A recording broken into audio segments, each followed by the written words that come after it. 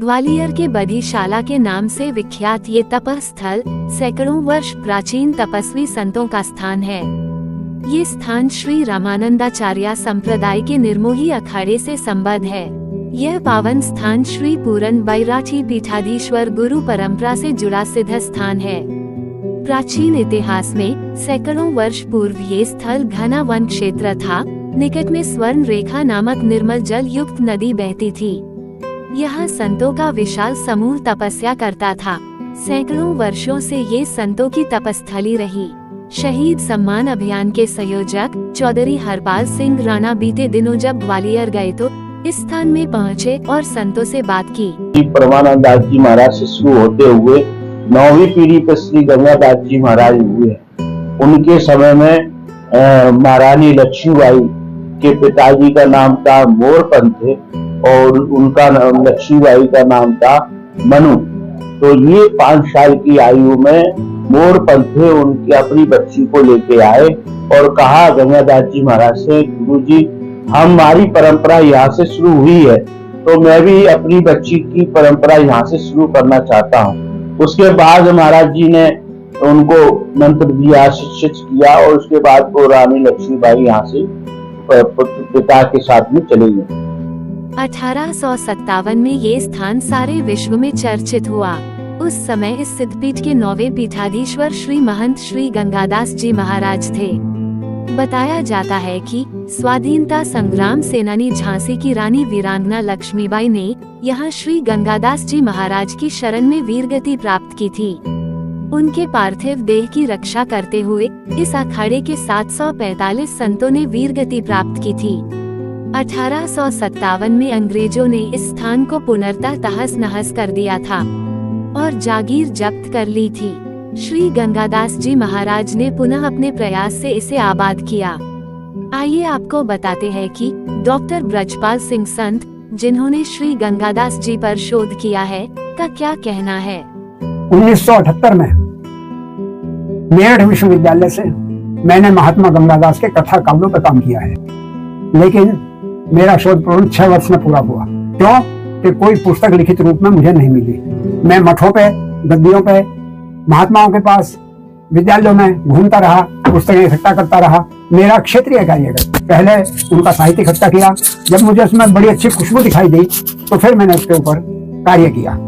महात्मा गंगादास जो आपका हापुड़ है, जिला मेरठ में, हापुड़ से गढ़मुक्तेश्वर की तरफ चलते हैं तो वहां रसूलपुर, बहलोलपुर, कुचेसर रोड, नली बरखंडा, सिंभावली डिग्री कॉलेज, बहापुर, छिपकोली, अलीपुर और रसूलपुर, बहलोलपुर, ये किसानों के गांव हैं। जाट बिरादरी रहती है, पंजाब के जाट हैं, गोत्र इनका मुंडेर है। तो महात्मा गंगादास मुंडेर गोत्र में पैदा हुए थे और ये किसान परिवार में थे। 100 बीघा जमीन इनके पास थी, लेकिन ये बचपन में ही इनका ध्यान भक्ति की ओर था।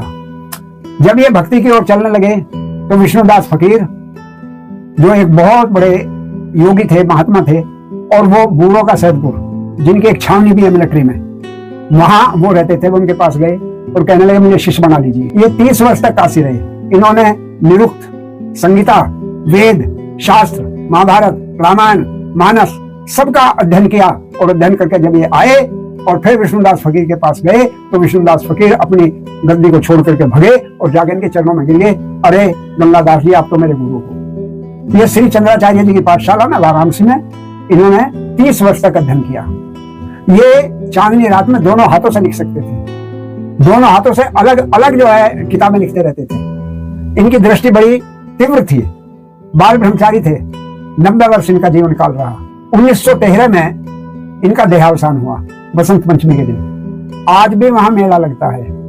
यहाँ परिसर में शहीद महंतों की समाधियाँ हैं। यहाँ वर्ष भर हिंदू धार्मिक व्रत, त्योहार, पर्व, मेले, समारोह मनाए जाते हैं। देश के विभिन्न सिद्धपीठों के संत महंतों का यहाँ वर्ष भर आवागमन रहता है।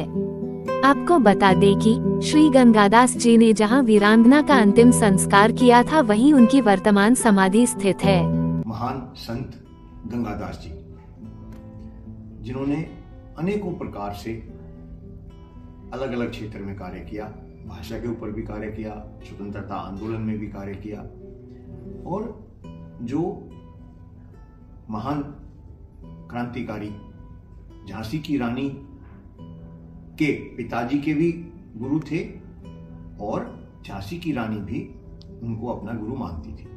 इसमें यहां भी बताना बहुत आवश्यक है कि उस वक्त लगभग 700 साधुओं ने झांसी की रानी की रक्षा के लिए अपना बलिदान दिया था।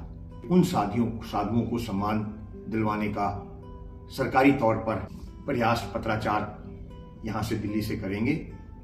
इस पर कवि एवं लेखक कुलदीप ललकार, जिन्होंने अपनी स्वाधीनता की तरन पुस्तक में श्री गंगादास जी का जिक्र किया है, वो क्या कहते हैं। जिस समय महारानी लक्ष्मीबाई अंग्रेजों से लड़ते लड़ते और वो नाले पे पहुंचती है अपने घोड़े के साथ, और वो बहुत घायल अवस्था में है, तो उसके बाद में वो वहां पर गंगादास जी की कुटिया थी, जिसे सौभाग्य कहिए रानी का, या गंगादास जी का आशीर्वाद अंतिम क्षणों में उनको मिल रहा था। तो उन्होंने महात्मा गंगादास से कहा कि मैं बहुत बुरी तरह घायल हूं, और लेकिन मैं चाहती हूं कि मेरा शरीर अंग्रेजों को प्राप्त ना हो।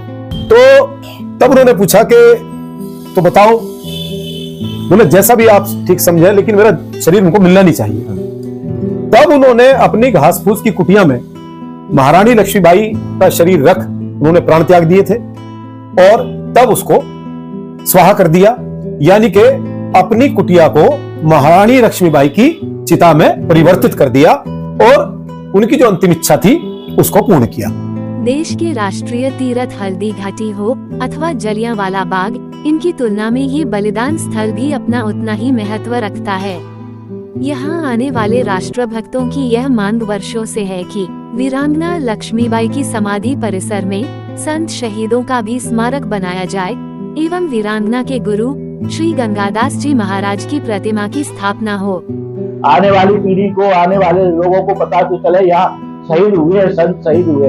खूब लड़ी मर्दानी वो तो झांसी वाली रानी थी। ऐसे वीरों की रक्षा में संतों ने बलिदान किया है, राष्ट्र को दिया है। भारत का पहला स्वतंत्रता संग्राम जो महारानी लक्ष्मीबाई जी के द्वारा शुरू हुआ, वो यहाँ समापन हुआ। तो ऐसे संतों को स्मारक बनाया जाए, यही मांग चली आ रही है सरकार से, केंद्र सरकार से। तो ये है कि अभी तक बना नहीं है, संतुष्टि नहीं है, तो कब बनेगा। प्राइम टाइम हिंदी से अर्जुन सिंह की रिपोर्ट।